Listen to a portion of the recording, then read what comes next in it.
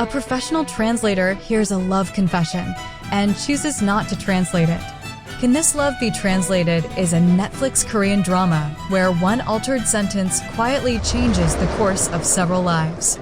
A rising actress, a foreign actor, and the man caught between their words keep crossing paths across countries and years, each carrying feelings they never say out loud.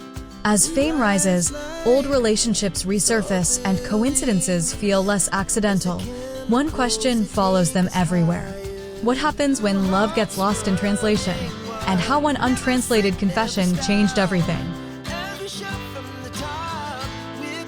Let's hear the whole story.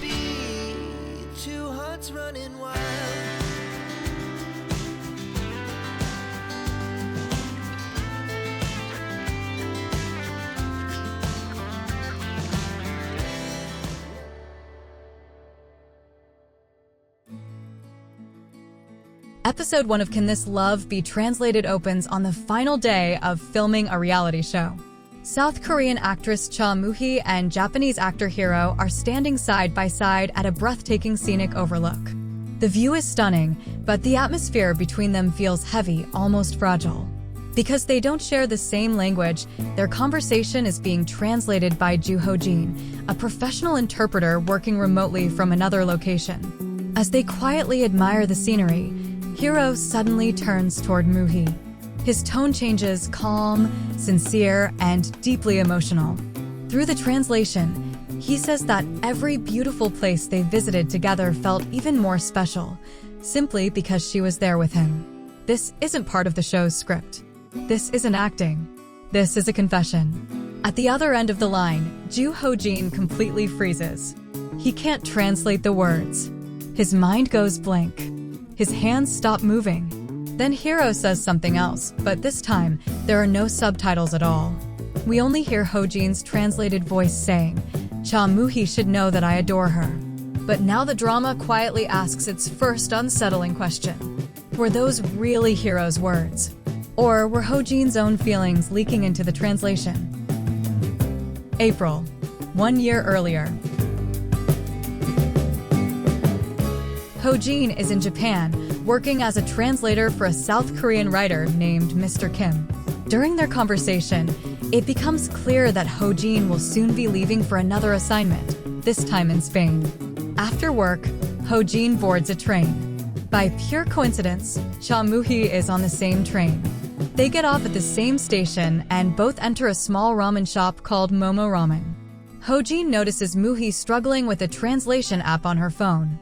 The moment she realizes he's Korean, relief flashes across her face. But before they can even talk properly, chaos breaks out. A young Italian man collapses, suffering from a severe allergic reaction. The shop fills with panic. Ho-jin immediately steps in. Because he speaks fluent Italian, he helps the family communicate, calls an ambulance, and stays until help arrives. When he finally returns to the shop, Moo-hee is still there, carefully watching his belongings. She asks him to help translate a conversation with the shop owner. But soon, it becomes clear that this isn't really about ramen. Moo-hee reveals the truth. Her ex-boyfriend Eugene works as a chef at this restaurant. He left her and started living with someone else here in Japan. Ho-jin hesitates. He doesn't want to get involved in something personal. But Moo-hee insists. So he translates. And that's when another woman appears. Her name is Echo. Echo is 6 months pregnant. Eugene left Moo-hee just 3 months ago. The realization hits like a punch. Moo-hee loses control of her emotions and tries to leave. But Echo stops her.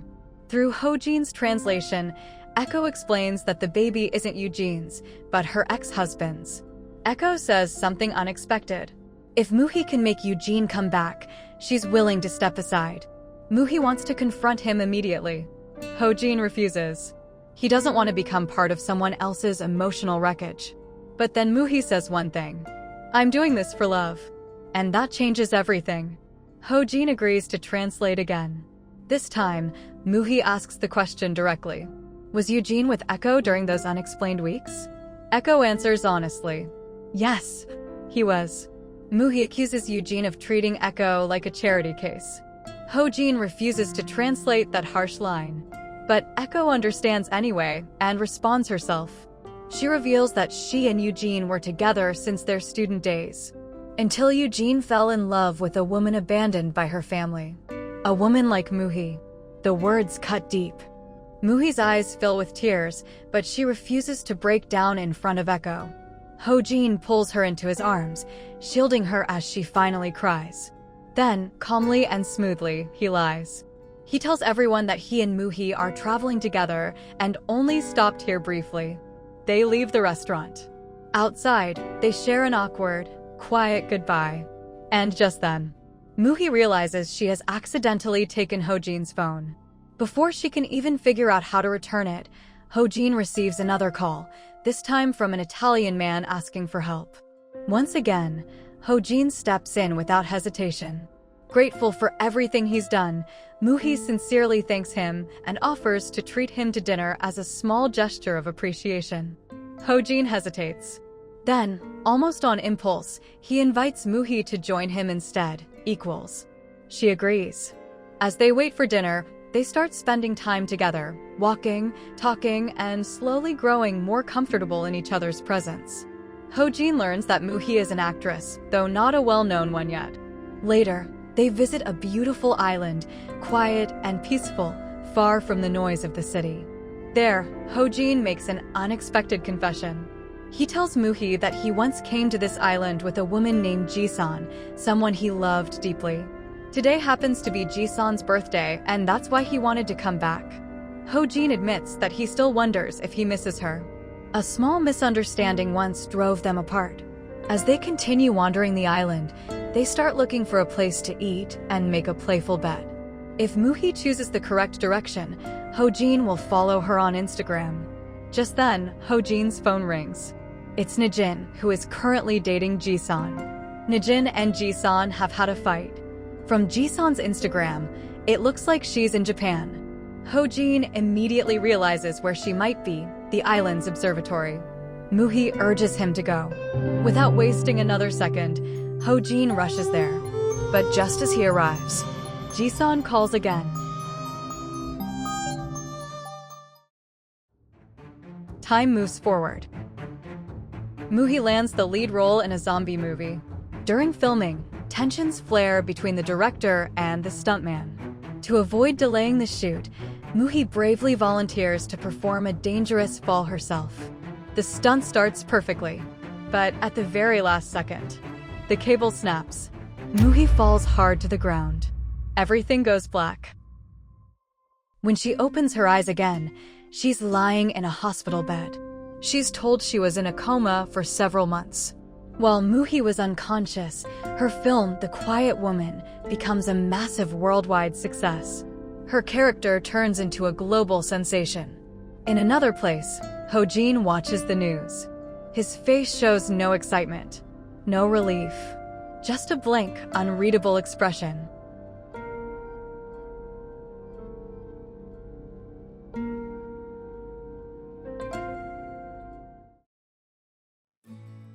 Episode 2 of Can This Love Be Translated begins with Ju Ho-jin returning to South Korea after 3 months abroad.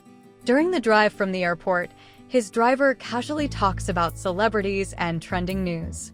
One name keeps coming up again and again. Cha Muhi. Hearing her name unexpectedly pulls Ho-jin back into his memories. Later that day, he opens Instagram. He follows Muhi's account, becoming her 10,000th follower.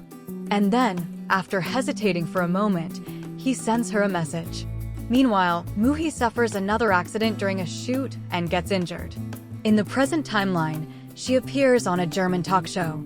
It has only been a few weeks since she woke up from her coma, and she still can't believe what her life has turned into. She now has over 10 million followers on Instagram. As she looks into the mirror backstage, something strange happens. Instead of her own reflection, she briefly sees two Ramus staring back at her. She blinks and the vision disappears. At the same time, Ho-jin arrives at his family home, a large, quiet house that once belonged to his grandfather. Inside, he finds Mr. Kim, warmly welcoming a guest and telling them to make themselves comfortable. It's revealed that Mr. Kim was a close friend of Ho-jin's grandfather. Ho-jin later tells Mr. Kim that his mother has already packed everything up because he's planning to put the property on the market. As Muhi's fame grows, people begin recognizing Ho-jin from a photo she posted on Instagram. Soon, Muhi learns that Bok, a journalist from Singapore, will be interviewing her. His team has hired an interpreter. That interpreter turns out to be Ho-jin. Seeing him again, Muhi is genuinely surprised and quietly happy. During the interview, Muhi is asked about the man in the photo that's been circulating online. She calmly says he was just a stranger, someone who once helped her find her way.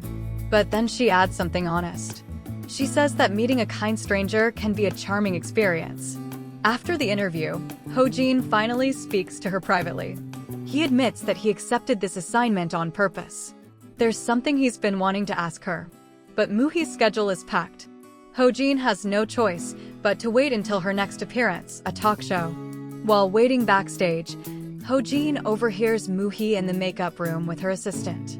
She keeps replaying their time in Japan in her mind. The ramen shop, the island, the quiet moments they shared. Watching her on the talk show later, Ho-jin can't hide it anymore. He's clearly impressed and clearly smitten. After the talk show ends, Muhi goes for a walk with Ho-jin. This time, she's the one who brings it up. She suggests they finally have dinner together, to make up for all the meals they never got to share back in Japan. Ho-jin agrees, but he sets a boundary. He tells her clearly that he wants to keep this meeting short and simple. During dinner, Ho-jin suddenly brings up the photo on Instagram. He asks Muhi to take it down, explaining that it's causing misunderstandings and unwanted rumors. Muhi disagrees. She says deleting the photo might only fuel more speculation.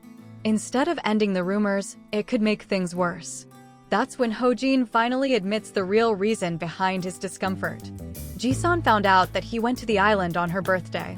Muhi is surprised and confused.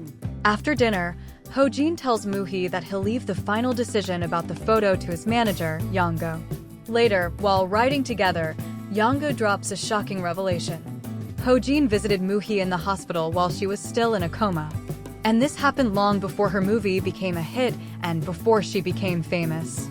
Hearing this, Muhi grows quiet. Her curiosity about Jisun deepens. Back home, Ho-jin looks at a small charm he's kept all this time.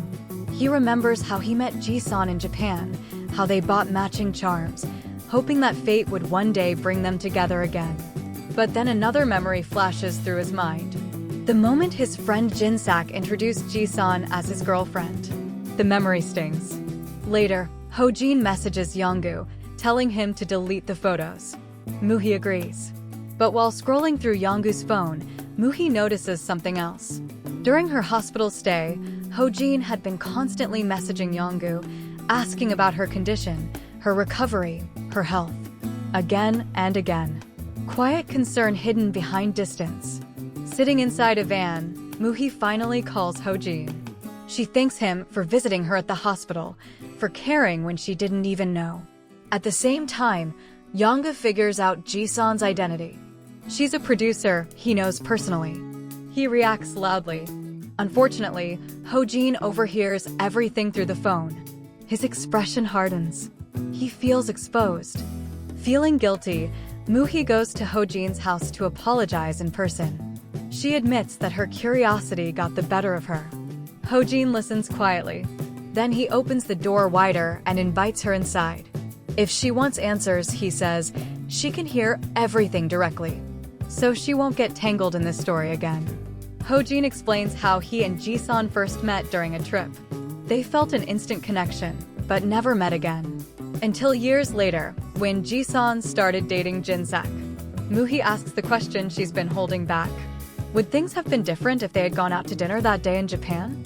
Ho-jin answers honestly, no, because every year, on Jisun's birthday, he still goes to that island.